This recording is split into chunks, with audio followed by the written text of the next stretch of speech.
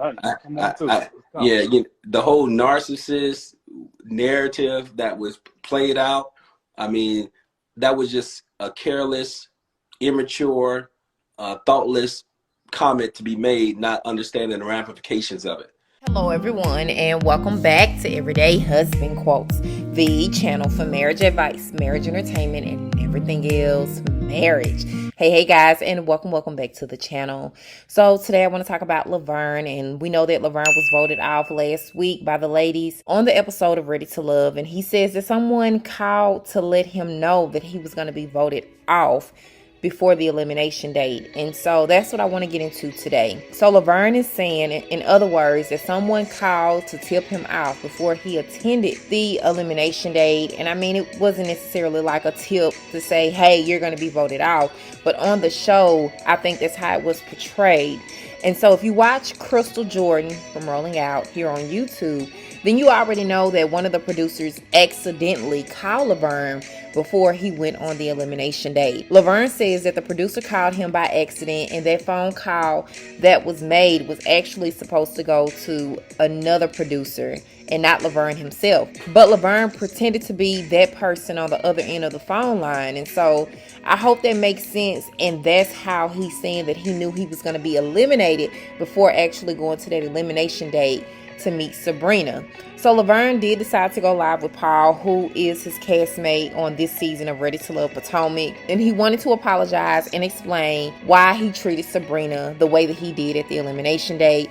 And you know, I just want to say that they are all going through a process. Everyone on the show is going through a process where they are looking for love, and so when things don't fall in their favor, or in this case when they are not received as the popular vote, they get upset and act like Lavern did, because we know that Lavern says that he wasn't one of the top choices for the ladies. And it's like the saying goes, it's not what you say, but how you say it. And in this case, Lavern, we're not upset that you wanted to speak your mind or tell your truth, honey, but it was the deliverance of it all. It was your actions.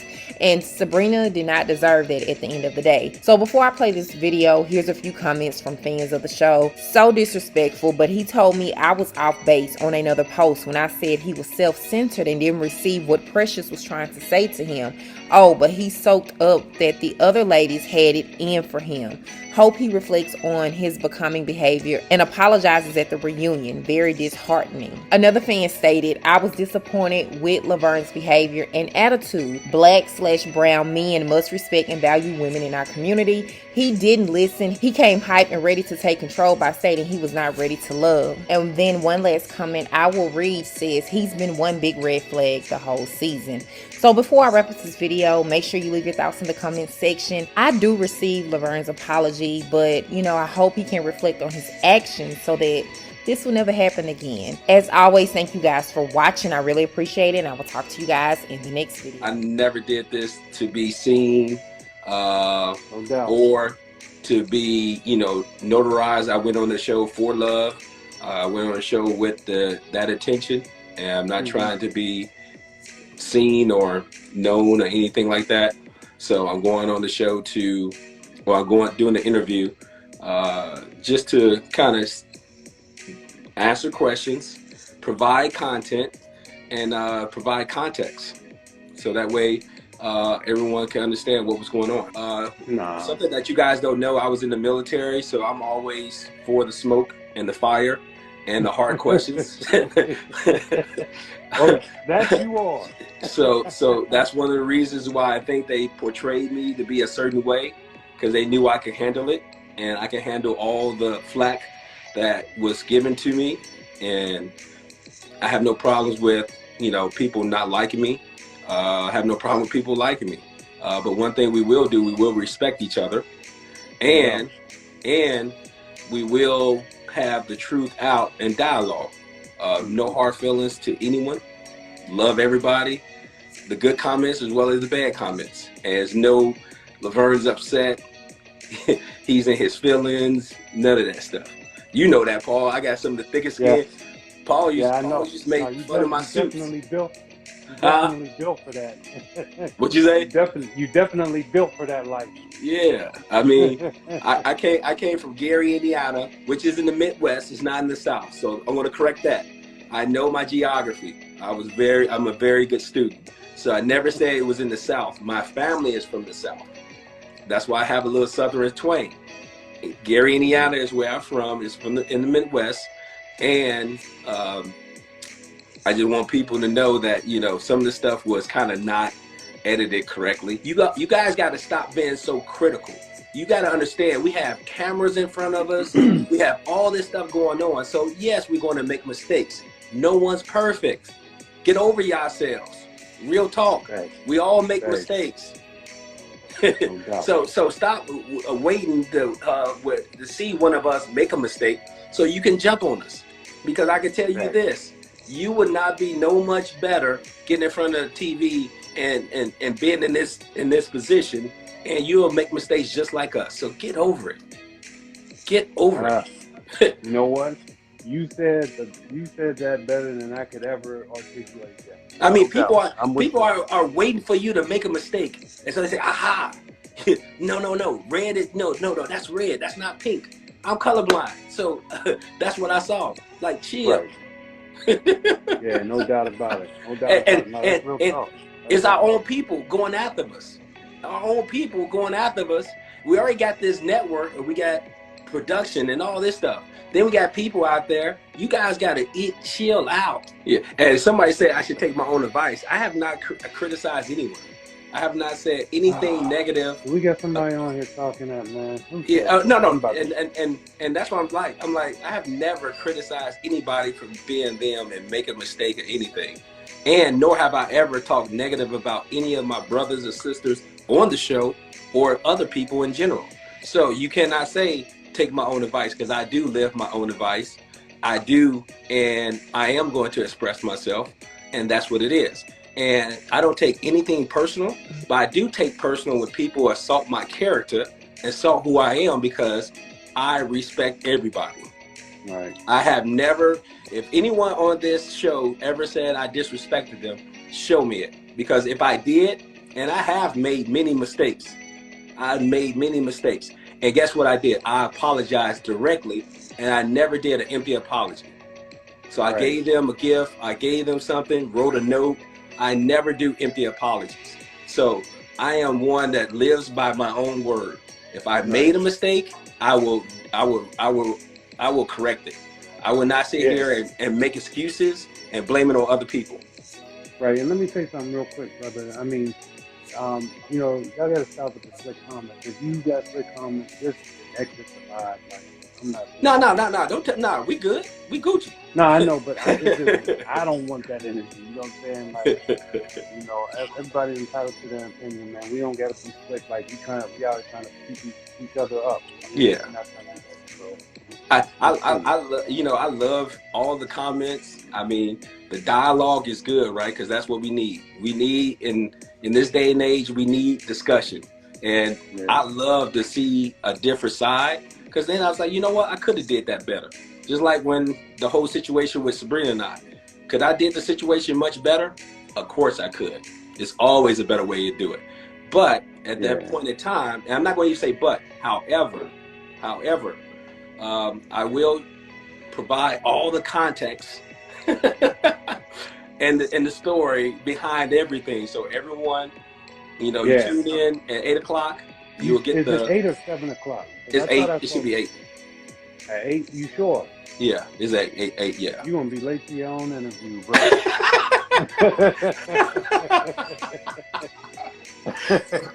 And now for you all that don't know, that was loaded from what Paul is saying, right? What Paul meant by that is because I was always late when we did our different events. So I was casually late. I was on CP time.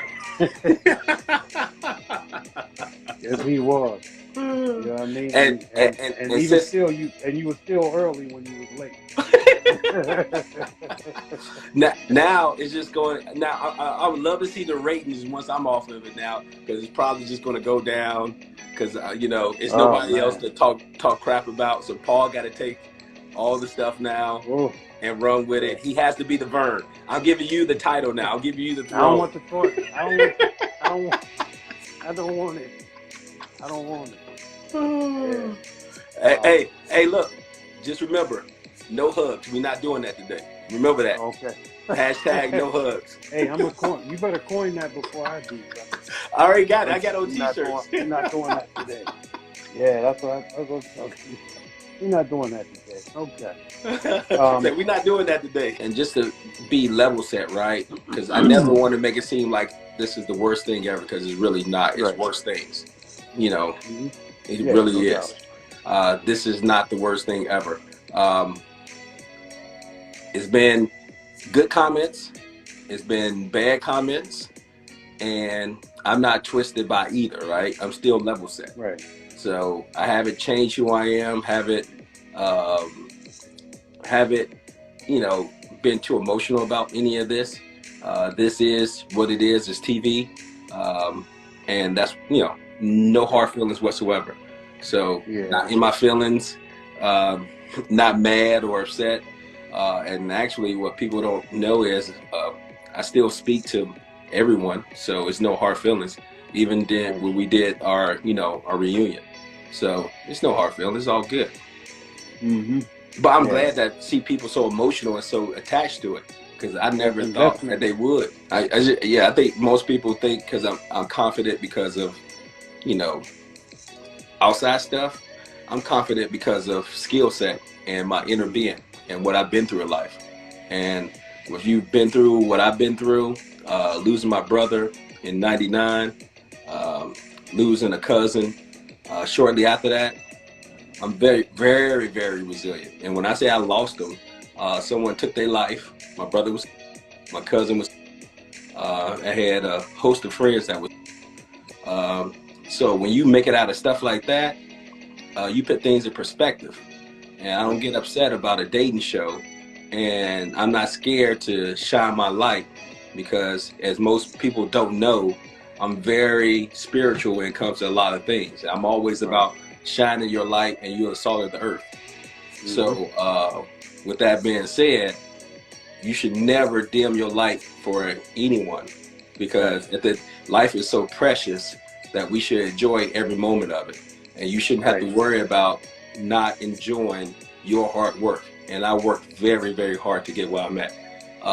You know it, Paul. We always joke. About it. We joked about syrup sandwiches.